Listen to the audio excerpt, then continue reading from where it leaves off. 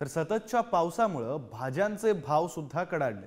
मेथी, पालक, शेपू, कोथिंबीर, घेवडा, मिरची या सगळ्या भाज्यांचे दर हे प्रचंड वाढले। किरकोळ बाजारात कोथिंबीरीची जुडी ही 100 रुपयांवर जाऊन पोहोचली। घेवडा 120 रुपये किलो, हिरवी मिरची 160 रुपये किलो, गवार 80 रुपये, वांगी 100 रुपये किलो, तर कारलं 70 रुपये किलो झाले। शेवगा 160 रुपये किलो, तर वांगी 100 रुपये किलोवर पोहोचली। तर भाज्यांचे आजचे दर नेमके काय आहेत पाहूयात। कोथिंबीर 100 रुपयाला जुडी, मेथी 70 रुपयाला जुडी, शिमला 80 रुपये किलो, भेंडी 80 रुपये प्रति किलो, टोमॅटो 50 ते 60 रुपये किलो, गवार 80 रुपये प्रति किलो, घेवडा 80 रुपये किलो, शेवगा 160 रुपये किलो, तर दुधी 40 रुपये किलो,